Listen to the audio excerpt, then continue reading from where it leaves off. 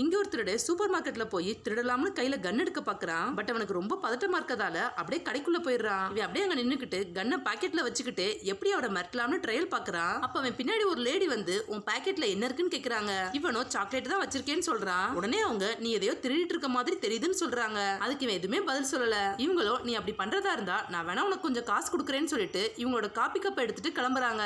அப்ப உங்க கார் கீயை மறந்து வச்சுட்டு போனதை இவன் பாத்துறான். இவன் நைஸா உங்களோட கார் கீயை எடுத்துட்டு அந்த சூப்பர் மார்க்கெட்டை விட்டு வெளியில போறான். இவனை பார்த்து அந்த லேடி சாக்லேட் திருடேன்னு சொல்லி இவனை திட்டிட்டு இருக்காங்க. இவனோ நைஸா அவங்களோட காருக்குள்ள ஏறி உட்காந்துக்கிறான். அப்படியே யாரும் பார்க்காத நேரம் அவங்க கார் எடுத்துட்டு கிளம்பிடுறான். கொஞ்ச தூரம் போனதுக்கு அப்புறம் தான் அந்த காருக்குள்ள இருந்து ஒரு குழந்தை அழுகுற சவுண்ட் கேக்குது. என்னன்னு திரும்பி பார்த்தா பின்னாடி ஒரு குழந்தை இருக்கு. இவன் என்னதான் சொன்னாலும் அந்த குழந்தை அழுகிறத நிப்பாட்டவே இல்ல. உடனே இவன் கார் கீயை கீழே போட்டுட்டு காரை அங்கேயே நிப்பாட்டிட்டு கிளம்பிடுறான். பட் இவனுக்கு அந்த குழந்தையை தனியா விட்டுட்டு போக முடியல. அதனால திரும்பவும் அந்த கார் எடுத்துட்டு சூப்பர் மார்க்கெட்டுக்கே போறான். அப்ப அந்த லேடி சாக்லேட் எல்லாம் திருடி அவங்க பாக்கெட்டுக்குள்ள ஒளிச்சு வச்சுட்டு இருக்காங்க. அதே நேரம் இவன் காரை ஸ்பீடா ஓட்டுறத பார்த்து போலீஸ் இவனை ஃபாலோ பண்ணிட்டே வர்றாங்க. இவனு நேரா சூப்பர் மார்க்கெட்டுக்குள்ள வந்து அந்த காரை இருந்த இடத்துல நிப்பாட்டிட்டு நைஸா கதவை பூட்டிட்டு வெளியில வந்துடுறான். அப்ப அந்த லேடி கண்ணை காட்டி கேஷியரை மிரட்டி எல்லா காசையும் தர சொல்லிட்டு இருக்காங்க. இதை பார்த்ததும் இவன் கார் கீயை கையில எடுத்துக்கிட்டு ஓரமா ஒளிஞ்சுக்கிறான். அந்த லேடி கடையில உள்ள எல்லா காசையும் திருடிட்டு கார்ல ஏறலாம்னு சாவியை தேடுறா. அப்ப இவன் வந்து உங்ககிட்ட இருக்க காசை கொடுத்தாதான் நான் சாவியை தருவேன்னு சொல்றான். உடனே இவளும் பேக்கை தூக்கி போட்டுட்டு கார் சாவியை வாங்கிக்கிறா. இவ கார் ஆன் பண்ணதும் பின்னாடியே போலீஸ் வந்துடுறாங்க.